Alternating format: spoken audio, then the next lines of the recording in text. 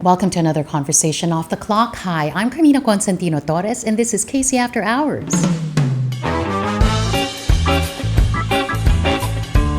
Yung pinaka mabigat po na nangyari sa buhay ko, yung nung nawala ang mama.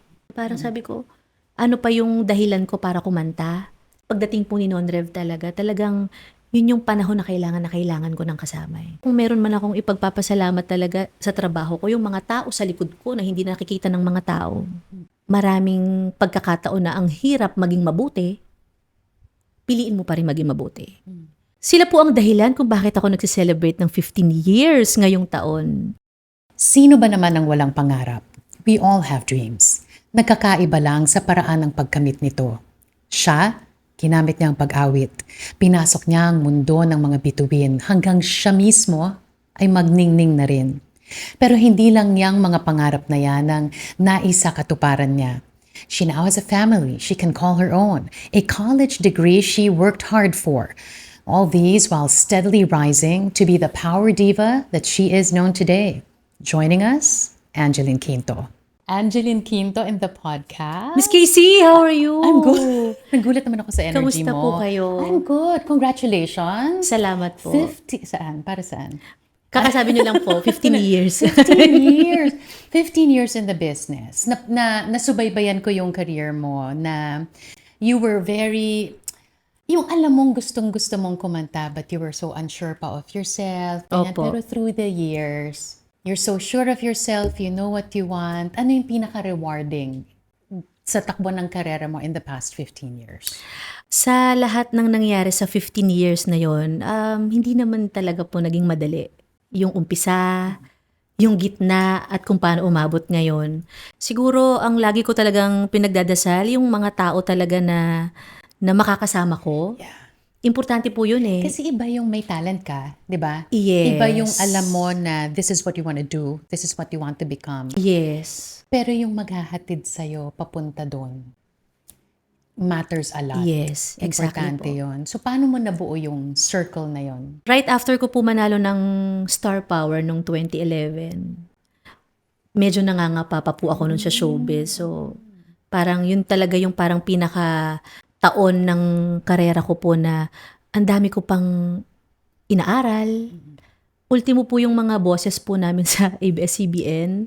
Meron po kaming ginawang first Star Magic Ball ko po yun na attenan nung year na yon. So dahil gusto ko na, pag nakita ko yung mga boses ko, syempre ito yung mga nagbibigay ng trabaho sa akin, di ba, Miss Casey? So, inaral mo sila? Meron po akong 2 paper na may mga pictures. Ang cute mo! At may mga names yon. Okay. Ang mga Lopez, yan. So, alam na Sila alam mo Sir sila. Gabby, yung mga Ayan. kapatid niya. So pag nakita ko, nasaan?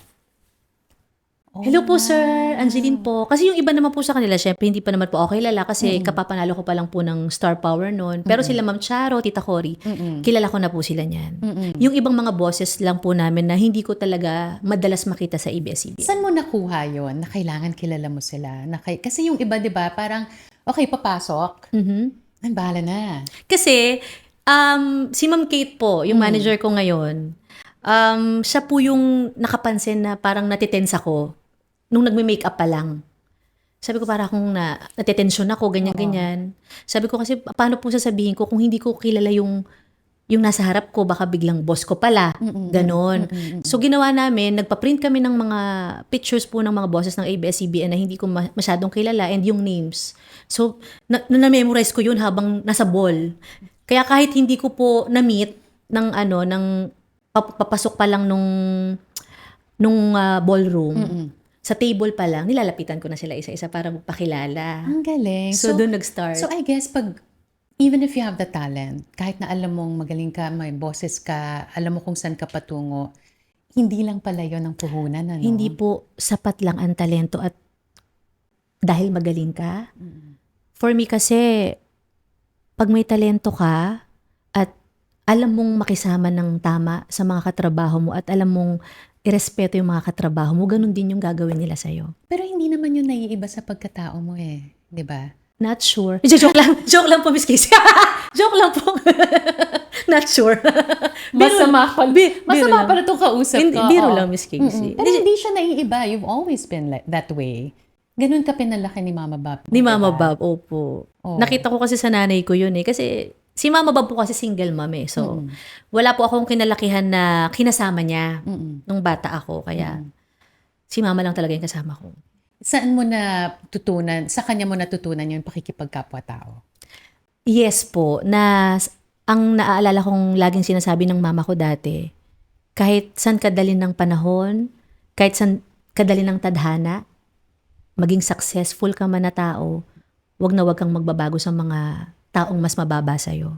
Yun ang lagi niya sinasabi. So, kaya siguro din po ako naging ganun ka-friendly, yung kahit hindi ko kilala minsan, parang gusto ko yung na-share ko sa mga tao yung happiness. Kasi naniniwala po ako na lahat ng taong nakakasalubong natin, may mga dinadala yung mabibigat na problema. Lahat, diba? Lahat tayo may kalbaryo. Di ba po? So parang ako, pag nakita niyo ako, pag uwi ng bahay, si Angeline, tinawanan ako niyan eh, yung gano'n. Oo. So, ganun ka. Opo. Gusto mo parang isa ka sa nakakaangat Yes. sa kung ano man ang Na gusto ko pinagdadaanan. ako yung magiging, pag nakita kami, kahit hindi kami magkakilala, kahit first time kaming magkita, kahit sa mall o kahit saang lugar, gusto ko sa parte nung isang araw niya na yon, isa ako sa nagpangiti sa kanya. So, ayaw mong may malungkot. Ayoko. Actually, kahit sa mga kaibigan ko o sa mga kamag-anak ko, pag meron akong isang tao na alam kong may problema, kahit hindi niya pa sinasabi sa akin, ako po yung kusang nagtatanong, may gusto ka bang i-open? May gusto ka bang pag-usapan? Ganyan po ako, na parang kung nahihiya kang sabihin sa akin o mag-share sa akin, ako na yung kusang nagtatanong sa'yo para i-open up mo sa akin. Bakit ganun? Why do you care so much for other people? Kasi po, bata pa lang ako, wala ako na pagsasabihan ng ganyan. Nung Kasi ako yung, mag-isa ka yes. lang. Nung time na ako yung dumadaan sa buhay ko na parang dami kong dala-dala. Hindi ko masabi sa mama ko. Kasi nga syempre, ayoko naman magbigay pa ng problema sa nanay ko. At ang tinuro sa akin ng mama ko, magdasal. Kahit hanggang ngayon po, pag merong dumarating sa buhay ko na alam kong pagsubok to, naku, eto na naman yung stage ng buhay ko na Lord, andito na naman po ako. So, laging ganon. So, gusto ko yung ipasa sa ibang tao, lalo sa mga taong importante sa akin, na kapag dumadaan ka sa ganyang stage ng buhay mo, magdasal ka lang. Ano yung pinaka-madilim or naging mahirap para sa'yo going into your 15th year? Kasi ngayon nakikita ka namin, you're so successful. You've come to your own, kilala mo na yung sarili mo, the confidence you exude. Pero nagkaroon ba ng panahon na madilim, gusto mong sumuko? Sa 15 years, yung pinaka mabigat po na nangyari sa buhay ko, nung nawala ang mama. Nung November 2020. Kasi nung taon po na yan, nag-pandemic, halos walang mga trabaho. Then, kasabay po din nung 2020, nag-shutdown ng network namin. Then, bago matapos ang taon, nawala ang mama. So, parang yun yung parang, alam mo, Miss Carmina, sabi ko nga, parang lahat ng pinaghirapan ko, parang nawala ng saysay. Yung ganon. Parang sabi ko, ano pa yung dahilan ko para kumanta? May ganun. Kasi, nung nawala ang mama, parang lahat po ng kinakanta ko, parang wala ng meaning. Hindi ko siya nararamdaman. Parang nawalan po ako ng gana magtrabaho. Hindi ko alam kung paano na yung magiging direksyon ng buhay ko. And, yun ulit, naalala ko yung sinabi ng mama ko, pag dumadaan ka sa ganitong stage ng buhay mo, magdasal ka lang. Sa totoo lang, Miss Carmina, nung time na yun, kahit tanong niyo sa best friend ko, gabi-gabi gusto ko laging may kasama sa bahay para mag-inom. Kasi hindi ako nakakatulog. Hanggat hindi ako nakakainom. Ano yung nagsilbing way out? Kasi pwede kang nanatili doon, pwede kang nalugmok na lang, but now you're here. Naalala ko po ulit kung paano kami nag-umpisang mangarap ng mama. Kasi yun lagi ko sinasabi sa kanya, sabi ko, tayong dalawa yung nag-umpisang mangarap nito, bakit ngayon wala ka na? Yung parang gano'n, di ba, bilang anak. Parang sabi ko, ang hirap. Sabi ko, tayong dalawa, siya yung unang naniwala sa pangarap ko, bago ako. Nung nawala ang mama, paano ko itutuloy ito nang wala na yung, di ba? Parang siya yung puso ng lahat ng, kumbaga parang, kung ipapakilala ko po si Mama Bab sa mga tao, ito yung pangarap, ito yung puso ng lahat ng pangarap ni Angeline Quinto. Parang ganun po. So parang doon ako nahirapan na wala na yung nanay ko, nahirapan ako mag-umpisa, and siguro dahil sa pagdadasal din po ulit, at inalala ko talaga kung ano ba yung gusto pa ni Mama Bab na mangyari sa buhay ko bago siya nawala. Gusto niya makapagtapos ako ng pag-aaral. At lagi niyang sinasabi nung time na yon, nung bago siya nawala nung 2020, mag-asawa ka na, Ge. Kasi pag nawala ako, mag-isa ka. Hindi ko naman po alam na nung time na yun, mawawala na siya. Kaya pala lagi niyang sinasabi yun, madalas na. So, hindi niya na-meet si Nonre? Na-meet niya po once. Pero boyfriend lang? Boyfriend po. Nang nagsisimula pa lang Opo. kayo? Then, nung na-hospital na po si Mama nung September, si Nonrev na po yung kasama ko every day nun. I mean, when you think about it, parang mag-ayos yung timing, no? Opo. Parang may nag-ayos ng timing. Yes. Na meron kang opo. kasama. At yung pagdating po ni Nonrev talagang yun yung panahon na kailangan ko ng kasama eh. Sabi ko nga po sa kanya, yung pinagdasal kong makakasama ko sa buhay, ibinigay din sa akin, yung tamang lalaki, yung tamang tao, na I'm sure pinagdasal din ng Mama Bab before. And siguro kung medyo na-late pa ng dating si Nonrev sa buhay ko, baka hindi ko po alam baka kung nasaan ako ngayon dahil sa pagkawala ng mama ko. Talagang everything happens for a reason. Ano? In His perfect time. Yes. At totoo saka po. nakahanap ka ng hindi lang kasama pero katuwang. Katuwang sa buhay. Paano mo siya mailalarawan bilang asawa, bilang ama? Because I've heard a lot of good things about him as well, na ganun na lang din yung pagkalinga niya sa mga anak niya. Si Nonrev, alam niyo po, syempre may mga pagkakataon naman talaga na hindi kami nagkakasundo, lalo sa trabaho ko dahil madalas akong wala sa bahay. Ang pinagpapasalamat ko lang po talaga sa kanya, very understanding, very supportive sa lahat ng, siguro sa lahat ng gusto ko at sa lahat ng topak ko, parang ganun. Ikaw nagsabi. Ikaw nagsabi. Sa lahat ng topak ko, Miss Keisha, aminado naman po ako doon. Siguro dala din po ng pagpagod ako, tapos Kasi hindi madali yung trabaho mo, ha? Hindi siya madali. kailangan ko mag-aral ng kanta, yung mga Oo, ganyang oo. mga oras po ba. Tapos, syempre bago ka mag-aral ng kanta, i-make sure ko na okay yung dalawang anak ko. Yung ganon. Siguro, ang maganda lang po talaga sa amin ni Nonre, very open kami sa lahat ng nararamdaman namin. And hindi po kami nag-umpisa ng ganon. Ngayon lang din po namin yan inaayos. Before kasi parang, sabi ko nga, hindi naman na tayo mag-boyfriend-girlfriend. Sabi ko, mag-asawa na tayo, meron na tayong 2 bata o ganyan-ganyan. So, doon nag-start. Parang last year nga lang po. Yung communication, Opo, parang it's last year. important, ha? Very important Yes siya. po. And siya din kasi ganun. Bilang lalaki, alam niyo yun, very yung Hindi masyadong oo, mapagsalita. parang sinasarili yung Oo. pag may nakikita na pala sa akin, hindi niya nagustuhan. So ako na yung nagtatanong lagi. Sabi ko, babe, hindi ko nagugustuhan yung aura mo ngayon. Parang medyo mabigat. Oo. May problema ka ba? Tapos okay naman. Okay naman. Mag-uusap Yes. kayo. Tapos, Sabihin niya kung ano yung hindi niya nagustuhan sa inasal ko nitong nakaraan.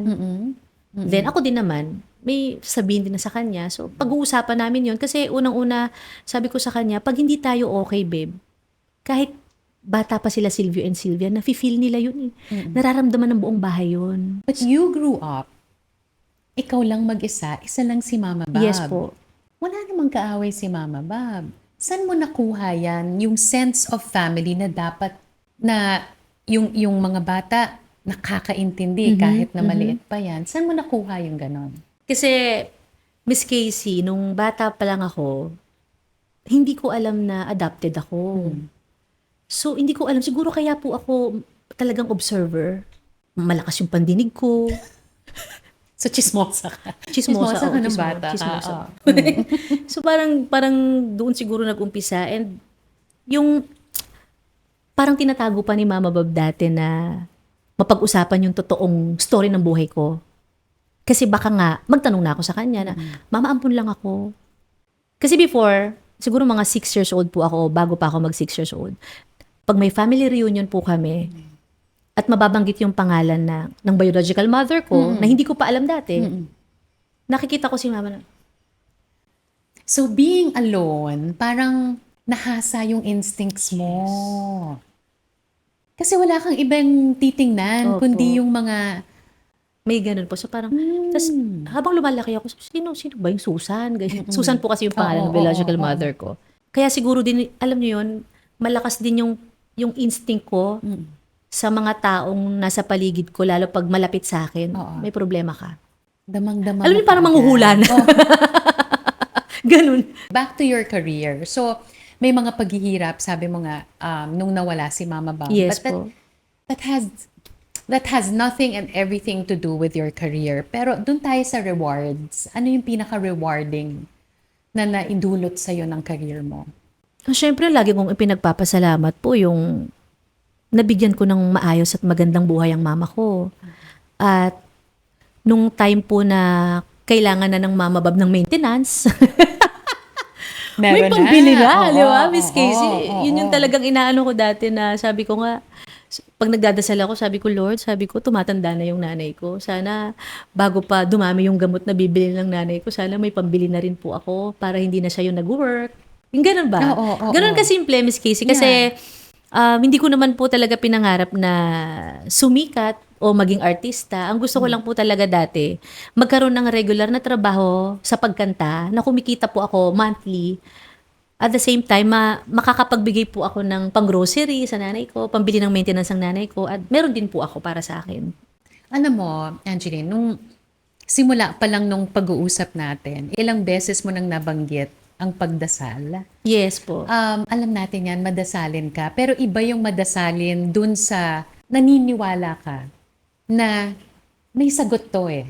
Kung ano man yung pinagdadasal mo, may sagot yan in the end. Kasi iba yung of course, you just pray. Yes. Pero iba yung faith that you Yes. know your prayers will be Yes. answered. And yun ang meron ka. Yes po. Saan mo nakuha yung ganong klaseng pananampalataya na in the end, may sagot itong lahat? Kay mama.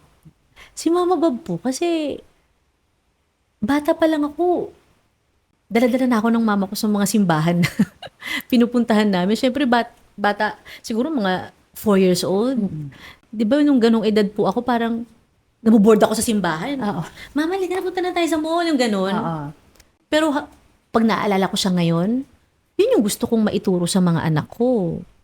Sabi ko nga po, lahat naman po ng meron ako ngayon, kung ako lang to, hindi ko naman to mararating. Yeah, that's true. Minsan, may mga bagay po talaga tayo na pinagdadasal at hindi yun eksaktong binibigay ni Lord. Kagaya ko, ang dami kong pinagdasal dati, pero ang binigay sa akin mga tamang tao na tumulong sa akin para umabot sa 15 years. Kaya ganun lang din po yung pasasalamat ko sa kanila kasi alam kong sila yung binigay ng Diyos sa akin. Kasi kung ako mag-isa, hindi ko kakayanin. Kaya sabi ko nga po, kung meron man akong ipagpapasalamat talaga sa trabaho ko, yung mga tao sa likod ko na hindi nakikita ng mga tao. Mahirap yun ha. Lalo na ngayon, parang ang hirap magtiwala. Yung mga nakapalibot sa'yo ngayon, hindi yan madali na makuha ngayon. Yes po. Do you get that? Do you Yes get po. that? Naiintindihan ko po yun. Lalo na in your industry. Yes po. Tapos iba pa yung lagay ng industry Yes po. ngayon. Marami po akong katrabaho talaga na matagal ko nang kilala. At yun yung isa sa pinagpapasalamat ko. And sila din yung nagtuturo sa akin na huwag kalimutang maging grateful. Kasi syempre sa trabaho ko naman po, hindi naman laging nandun ka eh. May mga pagkakataon talaga na anong mahina ngayon ah. Kumbaga sa negosyo, di ba? Parang mahina yung paninda ko ngayon ah. Oo. Hindi, totoo. So, ganun talaga ang buhay. Oo, Hindi naman ganyan talaga siya. lagi tayong nasa taas. Pero, hindi yun magiging dahilan para tumigil or sumuko tayo ulit. And sila talaga nagpapalakas ng loob ko kasi syempre may mga times po din na nangihina ako. At ayoko namang dalhin sa bahay yun makita ng mga anak ko at ng pamilya ko kasi ayoko makita nila akong mahina. Kasi para sa mga anak ko yung Wonder Woman at Talaga? superhero nila. So, ganyan ang energy mo parate? Kayang-kaya ni mama parate? Ganon? Sabagay, no? Opo, Pag nanay ka, ganyan opo talaga eh. Kahit dati po na hindi pa po ako nanay, Mm-mm. kaya siguro mataas ang respeto ko sa lahat ng nanay. Kasi ang tingin ko sa nanay ko, siya yung superhero ko. Lahat, di ba? Kaya Kayang lahat ng gawin. nanay, for me, superhero. Kanina nabanggit mo na hindi naman parating nasa taas. Opo. Paminsan mahina ang benta. Yun din ba yung rason kung bakit sabi ni Mama Bob, kailangan magtapos ka? Kaya pangarap niya po na makapagtapos ako ng pag-aaral. Dahil ang pagkanta ko daw po ay hindi habang buhay. Pero pag nakapagtapos po ako ng pag-aaral, yan po ang tanging bagay na hinding-hindi mananakaw sa akin ng kahit sino. Gaano naging kadali, kahirap yung mag-aral? Mahirap. Miss Casey, Diyos ko, kung alam niyo lang yung pinagdaanan ko nung, Diyos ko, Lord, para magbuntis ng 2 beses. Kasabay ng pag-aaral ko. BSBA eh. Oo. Bachelor of Science in Oo, Business oo. Administration po ako eh. Oo. Tapos ano yun, parang, kasi magkasunod lang yung anak mo, di ba? So in the Opo, middle almost of 2 it, years po. oo, in the middle of it, 2 beses din po ako nagbuntis. So, Oo. nung pangalawang baby ko po, kasabay po nun, may ginagawa po kong series with Kim Chiu and Paolo Avellino. oo. So napapansin ko, sabi ko parang nagiging mainitin na yung ulo ko. Nagiging mainitin yung ulo ko. Eh wala naman pong nakakaalam na Buntis ka? nag-start ako nun bumalik sa pag-aaral. Okay, oh. Kasi gusto ko talaga silang i-surprise. Nung 2024 din po yung parang naging struggle talaga na taon sa akin. Kasi yan po talaga yung medyo nagka-problema ako sa pag-submit ng mga requirements ko on time, na kailangan kong makiusap sa mga prof ko. Kasi talagang nalilate po ako. Yung mga oras at time na kailangan kong mag-report sa school, hindi ko napupuntahan sa tamang oras. So, medyo natagalan yung pag-graduate ko. Kaya po, umabot po ako ng 5 years. Pero dapat 4 years po talaga yung course ko na yun. But Pero sabi that's ko, okay fine. lang. Sabi Oo. ko, basta matapos ko. And nung time na yon, ang iniisip ko talaga, para kay Mama Bob. And pangarap to ng mama ko eh. Ngayon, pangarap ko para sa sarili ko. Kasi gusto ko na maging best example kay Silvio and Sylvia. Ano yung tutunan mo sa sarili mo na hindi mo alam na meron ka nung bumalik ka sa pag-aaral? Grabe pa rin po pala ang pasensya ko bilang tao. Sa sarili mo din, Sa sarili di ba? ko. Nainis ka din ba sa sarili mo? May time ba na gano'n? Ba't hindi ko makuha? Bakit ganito? Ba't ganito? Maraming beses po. Kasi isipin mo, Miss Casey, manggagaling ako ng trabaho. Minsan, buong araw kang nasa work. Pag uwi ko ng bahay, kailangan kong makipaglaro pa kay Silvio, Sylvia. Kailangan yun Patulugin sila. Yeah, kailangan siya. Tapos Tapos mag-aaral ka pa. mag-aaral ka pa ng kanta. Minsan, teka lang. Tapos mag-aaral ka pa ulit sa school. Tapos kailangan mong mag-review. Oo. Ano ba yun? Kailangan ko i-submit bukas, next week. So parang, kami lang ni Ma'am Kate ang nakakaalam nun eh. Kahit yung asawa ko, hindi naman po alam. No, seryoso? Na nag-aaral ka? Yes, sa bahay po namin, lahat ng kasama ko, wala akong sinabihan. Kasi gusto mo mag-surprise. Gusto ko silang i-surprise at hindi ko nga din po sure kung nag-graduate ako. Kaya mo hindi sinabi. Kaya hindi ko sinabi. Hindi man ako makagraduate, ako lang nakakaalam. Ganun talaga ano ko. Sabi ko, sa akin na lang muna to. Sabi ko, kailan ko ba sasabihin sa kanila? Pero 5 years mo Pag sure tinago? na. Seryoso ka 5? Yes po. Hindi added stress yun for you. Sobra po. Parang kulang na lang. Pag-isipan niya akong maiba eh. Oo nga. Parang pag-iisipan akong maibang lalaki. Yung minsan na parang, Diyos ko, kung alam mo lang. Ba't hindi mo na lang sinabi para hindi na naka-add sa stress mo? Kasi baka bumagsak ka, Oo, kasi nga po, ganon. Miss Casey, yun yung inaano ko na parang ano ko na, sasabihin ko sa kanila pag sigurado na ako na So, kailan mo sinabi? graduating na ako. Kailan mo sinabi? Nung alam mong mamarcha ka? A few months ago lang yun eh. March? Yeah. This year, 2026? My God. March. Anong reaction? Akala nila joke. Akala nila joke. Seriously? Tapos akala nila pinaprank ko sila.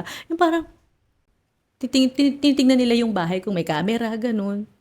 Sabi ko, di sila naniniwala, okay. Tapos, pero sila I saw the pictures, sumama sila, Tapos di ba? yun, nagulat sila na nagkaroon ako ng practice ng graduation namin sa mismong school namin, sa Immaculada Concepcion. Doon na sila naniwala. And how proud are you of yourself na natapos mo? Miss Casey, kung pwede lang akong sumigaw, Ma! I made it! Sigaw mo. Ma! I made it! Ganon. Sabi ko nga, kung ang Mama Bob kasama ko sa pagtanggap ng aking diploma, I'm sure. Baka glam team din ng Mama Bob. Di ba? Bakit umiiyak kayo? Hindi nyo naman po kilala si Mama Bob. Hindi. Joke lang po. Ano sa tingin mo sasabihin niya sa'yo? Kung nandiyan ang Mama Bob at gumraduate ako, yayakapin lang po ako ng mahigpit nun. Ang sasabihin lang niya, thank you. Kasi lahat naman po ng nanay, yan ang pangarap sa mga anak natin, di ba? Yung si Mama Bob kasi, eto medyo nakakatawa po kasing kwento to. Okay lang, sige, bumawi Miss ka. Casey, medyo naalala ko lang kasi. Sabi nung elementary po ako, sabi, ang mama ko kasi, hindi niya po ako inuobliga na kailangan mataas ang grades. Kasi bata pa lang po ako, nakita niya na po yung pagmamahal ko sa pagkanta. Okay. So nahahati po yung aking pag-aaral, pagsali sa contest. Sabi niya, Angeline, sabi niya, hindi ko sa'yo hinihingi na lagi kang nasa honor, na mag-top ka sa klase. Basta ang gusto ko lang, huwag kang bumagsak. So, nung kuwaan ng card, yung kuwaan ng card, nung kuwaan po ng card, may mga ano po ako, 75, ganun, 70. Oh, so yung average, wow. 75. Hindi naman po siya nagalit, pero parang malungkot siya. Sabi ko na lang kay Mama Bob, sabi ko, pasado naman yan, at least hindi red. Natutuwa ang mama ko kasi lagi talagang mataas ang grade ko sa music, ganyan. Pero ang reward sa akin ng Mama Bob, pag wala akong bagsak, lagi po niya akong pinapakain sa sa masarap na restaurant. So, saan kayo kumain nung nag-graduate ka? Naalala ko po yun. Nito. Nung graduate ka ngayon? Di ba kaka-graduate mo Opo. lang? O, saan Di ba kayo wala na po ang kumain? mama? Oo nga. Kayo. Ay, kami pa, akala ko kasama. Sabi, kayo, Miss Casey. Miss Casey. kaluluwa niya? Akala ko dali earn. Akala ko kasi. Oh, anyway, so paano kayo nag-celebrate nung After nag-graduate ka? nung graduation ko, sinurprise po ako ng family ko sa dating house namin ng Mama Bob. Na matagal kong hindi pinupuntahan kasi hindi ko pa kaya. Medyo malaki po yung house na yon, and yun po talaga yung house na niregalo ko kay Mama at bunga po ng pagpasok ko sa showbiz. Nung nawala ang Mama, binenta ko po yung bahay. Kasi hindi ko po talaga kayang magstay doon para po akong, yung every morning nagigising ka, hahanapin mo si Mama Bob kasi lagi kaming sabay kumakain. So parang doon po nag-start yun nasabi ko parang hindi ko kaya ditong magstay para ako mababaliw. So, nung bumalik kayo, iba na yung pakiramdam. Nung bumalik kami at may celebration, Yeah. sinurprise po ako ng family ko kasama sila Ma'am Kate, yung team namin, sa mga katrabaho ko. Parang hindi na malungkot. Hindi na malungkot, pero nung binalikan po namin yung bahay, dinala ko si Silvio at Sylvia sa kwarto ng Mama. So, pati sila na natuwa kasi, Mama, ito po yung kwarto ni Lola Bob. Saan po yung kwarto mo, Mama? Ganon. Pero syempre, nung habang nagkakantahan yung mga kasama ko, tas may iba po akong mga supporters na nandun din, hindi ko pa rin talaga maiwasan na bumalik sa kwarto ng Mama. So, ganun, parang pagpasok ko ulit doon na mag-isa ako, napaka-fresh pa rin po sa memory ko kung paano kami doon dati. Si Mama Bob, pag natutulog, lalo ng pandemic, pinapasukan ko siya ng food. Yeah. Kasi doon na siya kumakain sa kwarto niya kasi lagi nanonood yun ng balita. Ganyan. Pero masaya po ang lahat ng memories ko kasama ang mama ko. Paano mo sinisigurado na sa bawat galaw mo ngayon, kahit wala na si Mama Bob, whether it's about your career, about your family, about all these relationships with your husband, with your friends, na nandun pa rin yung guidance niya. Ang laging nasa isip at puso ko po, yung laging sinasabi ng mama ko dati, na kapag pagmamahal daw po ang ibinigay mo sa isang tao, pagmamahal din ang matatanggap mo pabalik. Kaya kahit hindi ko kilala ang isang tao, kaya ko siyang mahalin. Yung ganun. Kumbaga, siguro, ang ibig sabihin din ng mama ko, lagi kang maging mabuti. Maraming pagkakataon na ang hirap maging mabuti, piliin mo pa rin maging mabuti. And siguro sa lahat, sa pamilya ko, sa asawa ko, sa mga anak ko, pag alam kong mabuting asawa ko, mabuting ina ko sa 2 anak ko, and alam ko na kung ano yung mga pangarap ko na hanggang ngayon nabibigyan ko ng katuparan at naisishare ko yan sa mga katrabaho ko, sigurado po ako na ginaguide pa rin ako ng mama. Kanina napag-usapan na natin si Mama Bab, asawa mo, yung mga anak mo, Opo. the team that you built, Opo. Gusto ko pag-usapan ngayon yung mga taga-suporta mo na talagang andyan para sa'yo, inaangat ka parate. I mean, all these other artists would have their own supporters, but you have your own as well. 15 years, anong klaseng pasasalamat ang meron ka para sa kanila? Sila po ang dahilan kung bakit ako nagse-celebrate ng 15 years ngayong taon. And lagi kong sinasabi sa kanila, sila yung nagpalaki ng pamilya ko bago ako nagkaroon ng sarili kong pamilya. Dahil nga po, 2 lang kami ng mama eh. Hindi ako sanay ng malaki yung pamilya ko. So, nung nagkaroon po ako ng mga supporters na tinuring din akong pamilya, sabi ko, ay, ang sarap pala ng may malaking pamilya.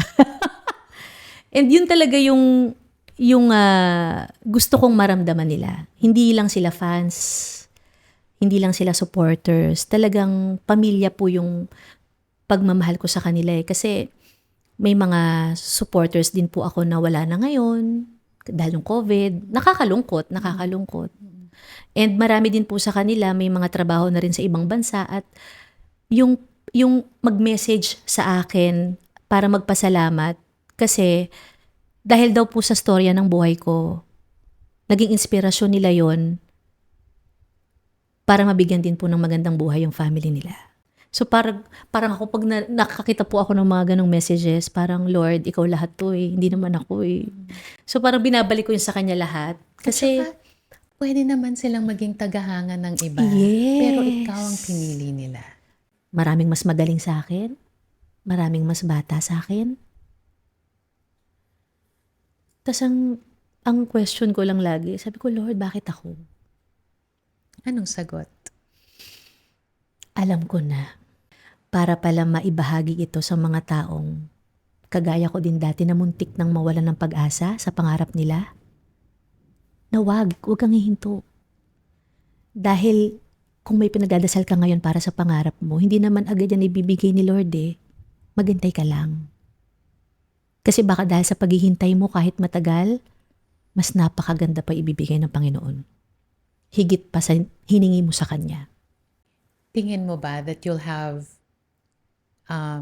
ganitong klaseng relationship with your fans, no? Kung ikaw mismo ay hindi fan? Kasi maraming nauna sa'yo, marami kang tinitingala. Si ate mo, Reg, di ba? Yes, Miss Reg. Opo.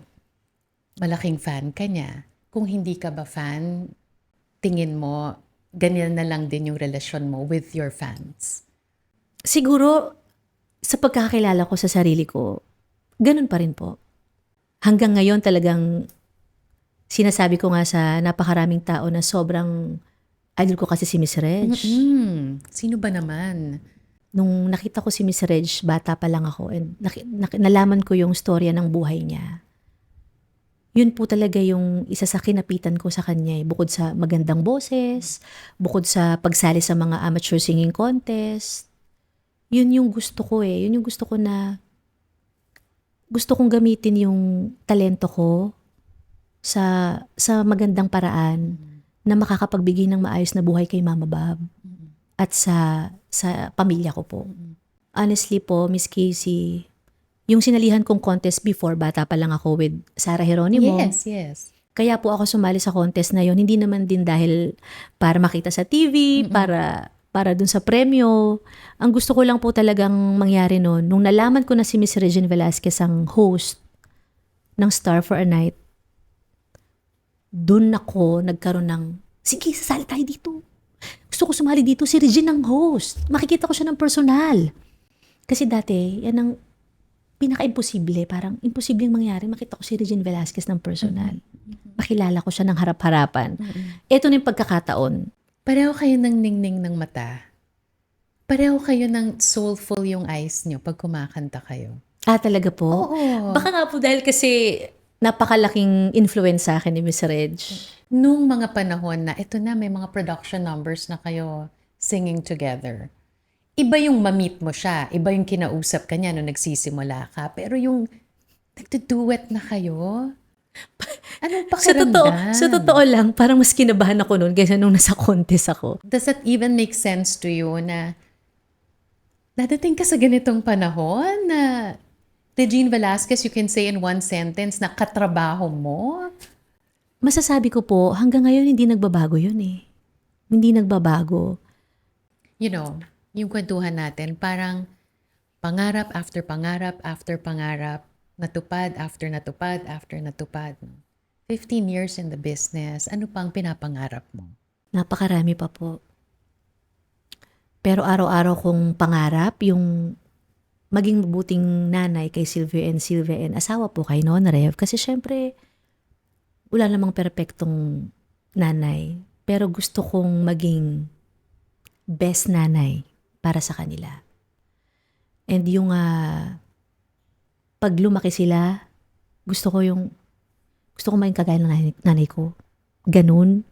Na maging strong, na kahit ano pang dumating sa buhay nilang mga problema o pagsubok, laging may solusyon yon.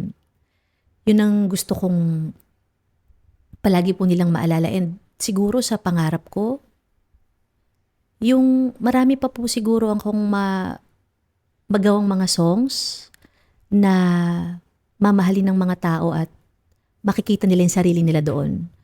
At pag minahal nila yung kantang to, mararamdaman nilang may malaki pang pag-asa. Angeline Quinto, maraming salamat sa pagpapatuloy mong mangarap.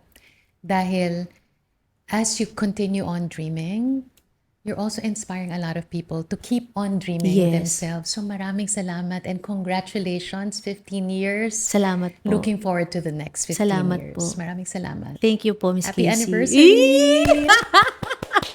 And that's it for another episode of Casey After Hours. You know the drill. Like and subscribe. I'll see you on the next one.